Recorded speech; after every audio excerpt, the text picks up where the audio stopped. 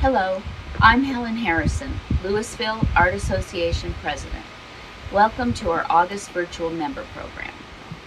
Because of the COVID virus, the board decided to create an online meeting. We'll be sharing our celebrations, announcing upcoming events, and presenting the artist demo, all while staying safe at home.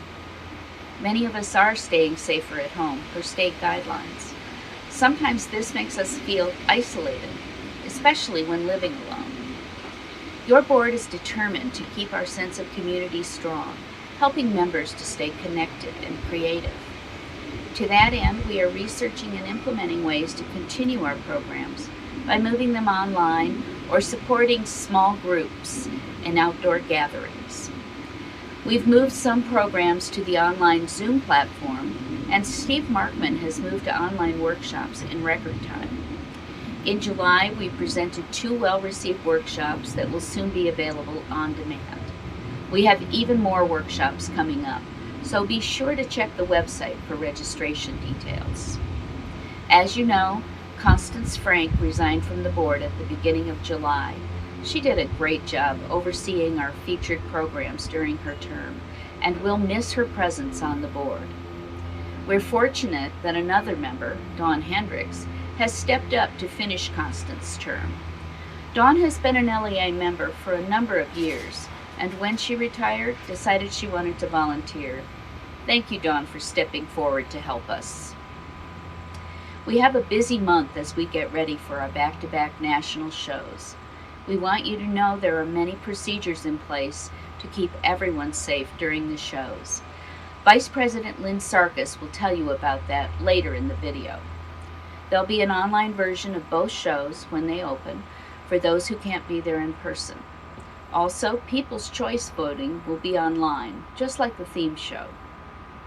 Be sure to offer your feedback in the comments on Facebook, YouTube, or through our contact form on the website. We want to improve, so your suggestions are valuable to us. Please sit back and watch our virtual member program. I hope you enjoy it.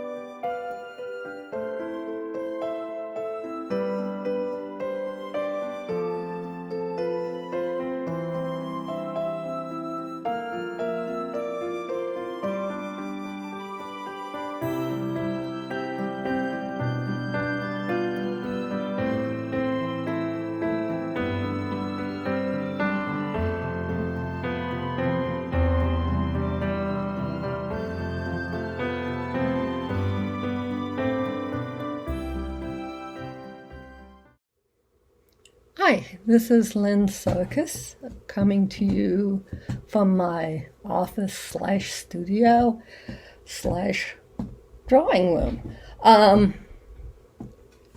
I would like to make a couple reports. One is in regard to the theme show, which is online right now. It's virtual this year. We had 44 members sign up, and we have 78 entries.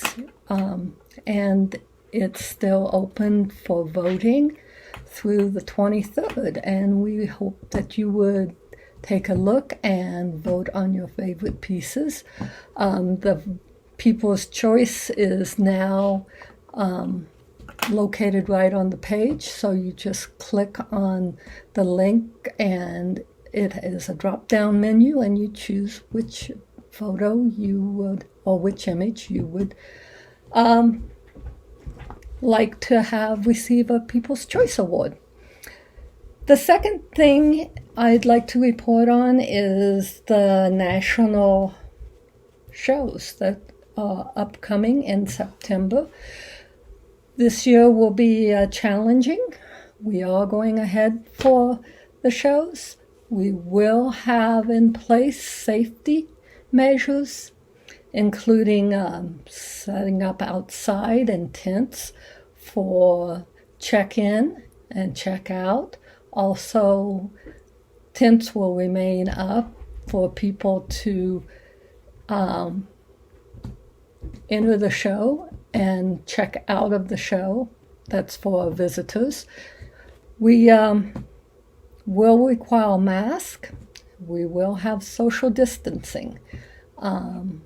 And we are planning on having shifts of volunteers because only 10 people are allowed in the Arts Center at one time. So the person or the people monitoring the show will really be required to be outside most of the time, except when they're actively monitoring the show to allow us the most visitors in the show at one time. We will have to keep count of the visitors, and we will need to make sure that they abide by the Colorado safety guidelines for this time we're in. More detailed information will be on the website, so please check that out. And we're doing everything we can to keep people safe. So we would like you to take a look and be prepared to set up in the tent outside to monitor the show and the activities. And we do need a lot of people. We are running the Fine Arts Show and the National Photo Show back to back. So with that, I would like to give this back over to Helen and just remind everybody to check out what we'll be doing this year, all the safety precautions. Go to the website, and from the website you should be able to click on the signup.com and volunteer for a couple, 3 slots. And if you cannot come, you can view the show virtually and also vote for People's Choice virtually this year.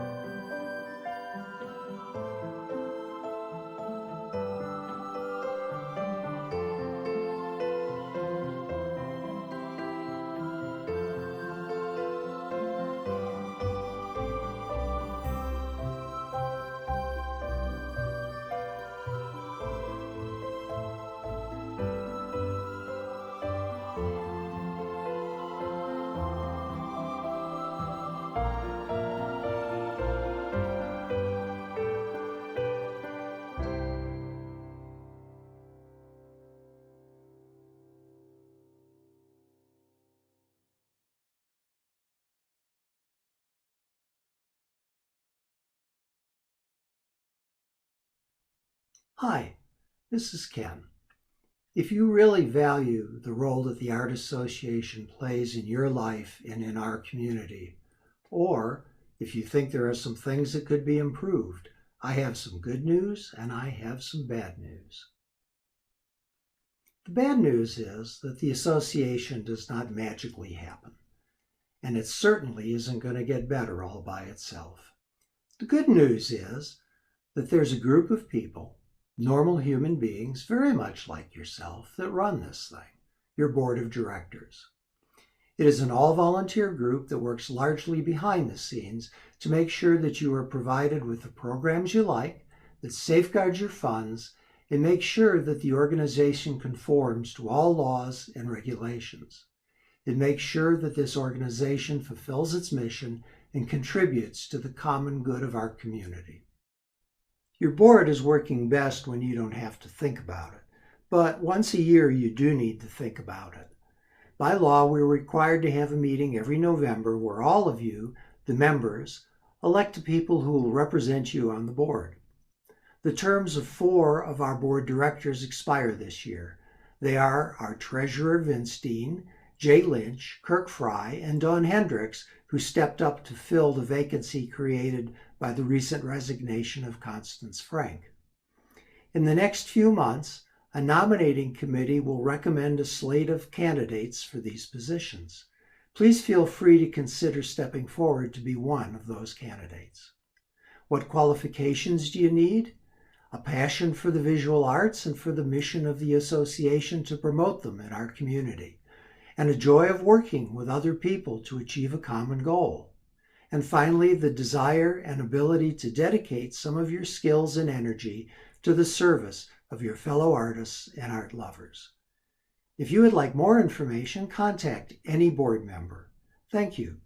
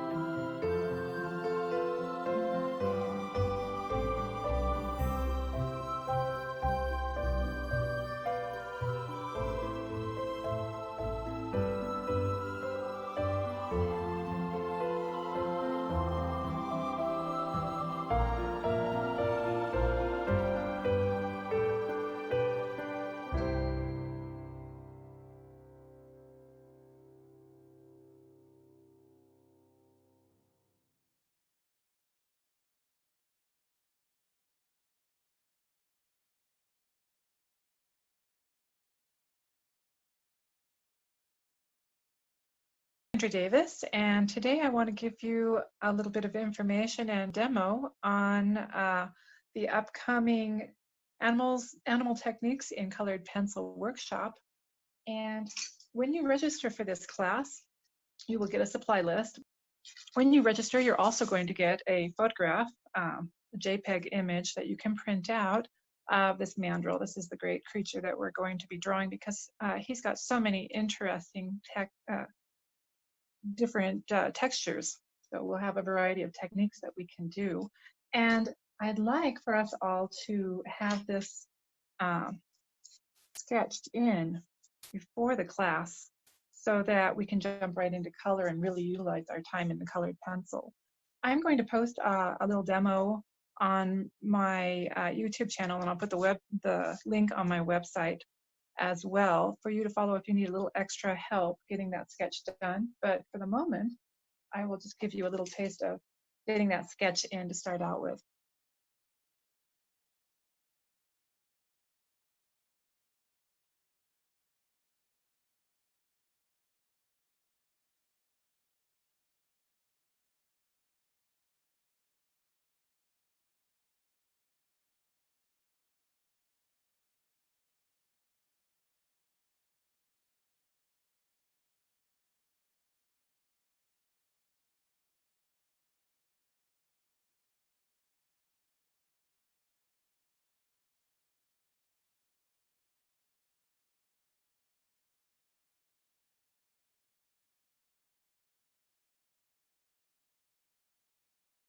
Now, once I get to this point, I'm going to have some white in here. So I really want to come through here and kind of obliterate some of these lines. So one more step before we're ready to start putting color in.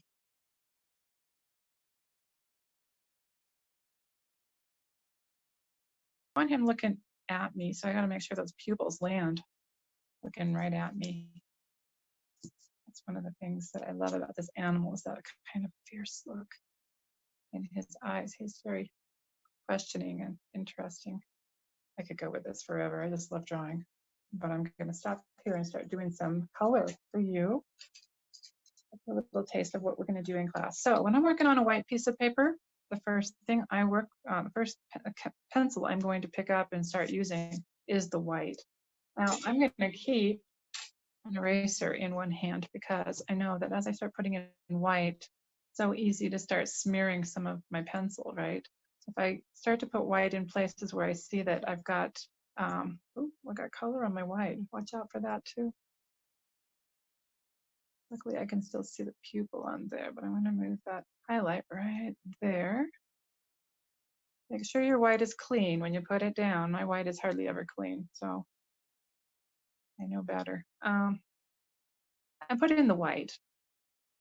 And what we're really doing here is we are putting in we're kind of masking out an area so that if I happen to go over that area with another color, I can get back to the white. Okay, so now I'm going to take my burnt sienna, or my sienna brown. Okay, and I just go round and round to color that in lightly. If I feel like I'm going too heavy, move back on your pencil. I know there's a tendency to want to go to the tip of the pencil for, we feel more in control when we're at the front of that pencil with our hand, but back a little bit. Now, notice I've covered up my white, but it's not a big deal because I can get back that white when I'm ready for it.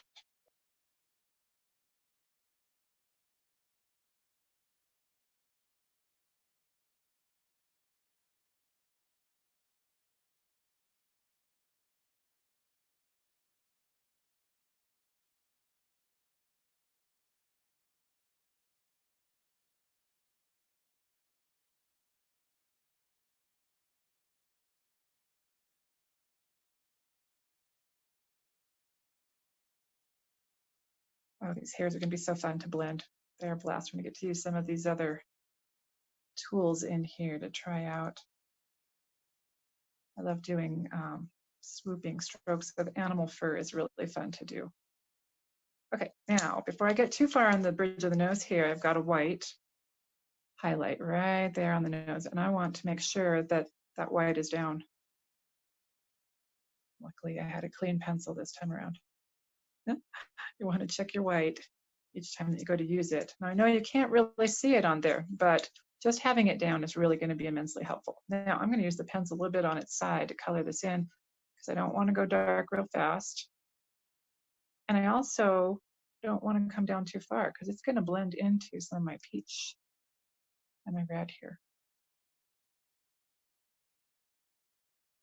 Let's switch over to a brighter color for a little while. Get into this nose. I love this nose. It's such a beautiful combination of colors. I'm going to make sure I don't have too much pencil going on in any of the graphite pencil that is. And then I'm going to come in here with peach. Now I'm going to be adding some red, probably the crimson red to this. I believe is what I have on the list for you. And but I want to start out light. So like I said, the first color you put down is the dominant one. I don't want it to be too red too quick. Okay, and with the nose down here, I can color in the entire nose. And I'm going to be blending colors down here. I'm going to take a little bit of this graphite out because I can see that my hand has made a little bit of a smudge. Whoop, there with the hand again. Just the same old habit. Okay, so I'm going to color this in, but I'm going to try not to go through those graphite areas too badly because I'll smear them. I don't want to smear them upward. If I smear them, I want to smear them downward where the shadow is.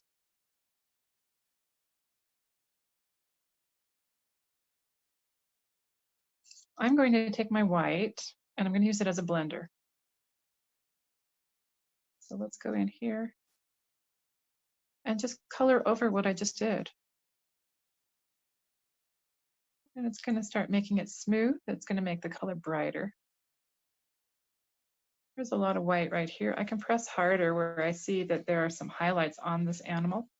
When I'm coloring something for the first time, you're going to be guided by me, so I'm going to tell you where you can put each color and you don't have to worry about it too much. But I use my printout. I use the edges of it. Sometimes I color in it to color test to see what colors I want to mix to make other colors if I really want local color. Sometimes I just want to, if I think an animal like this is so bright and brilliant, I come up with my own.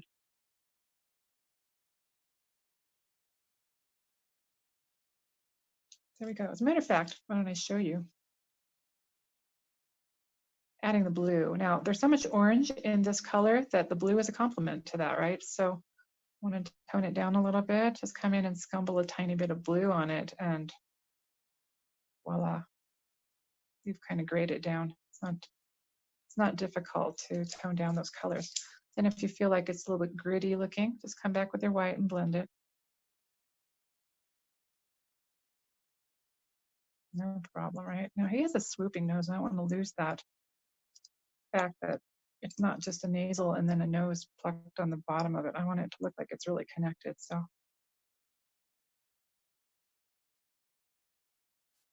how about those holes in the nose there? Okay, so we've got shadows in here, and shadows, I typically try to use complementaries for shadows. So I'm going to come in here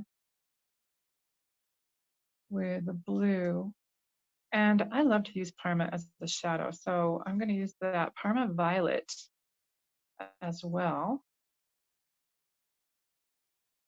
We're going to do a lot of color mixing in this workshop together and learn a lot about how to mix colors in a pencil sense. If you are a painter, you already know a lot about mixing your colors. Happens a little bit differently with colored pencil, but not too differently. So you're a shoe ahead if you already have that under your belt. But it certainly is fun to just play and figure those little bits out.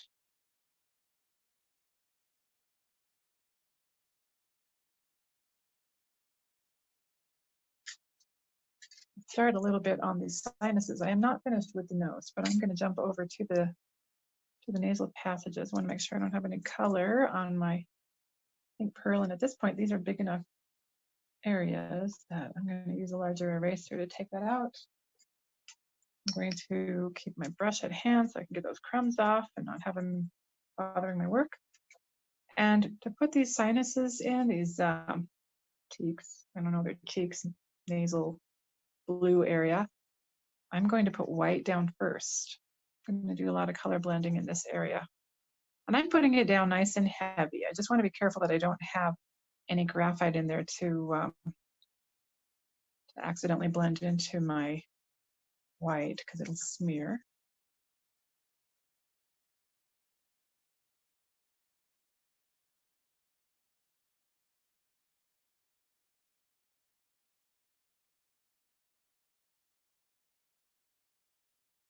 Then go in with your indigo blue. Now indigo blue, it's really easy to pick up. Sometimes you're black when you wanted your blue, and sometimes you're blue when you wanted your black. So just kind of keep an eye on these pencils. I'm going to outline. This is a complementary to that red, so it's okay to muddle it in there a little bit to really tone it into that darkish area. And then this is where I can start looking at these lines that I see in here. And I'm going to use my blue to make these lines initially. So there's one up here.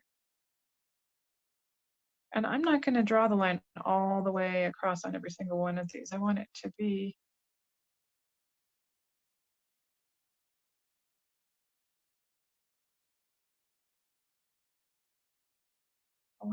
a little bit less prominent than that. Now, if you find that you want to change some of these lines like I just did, I said, I want to move this down a little bit. So it's okay to do.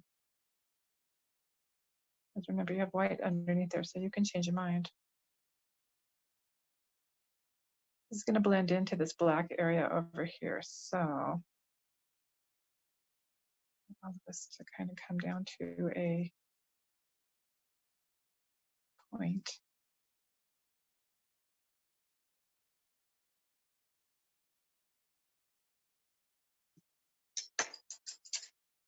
Okay, I just want to keep going and going, but I just wanted to give you a little demo, and we will continue this when we get into the workshop together.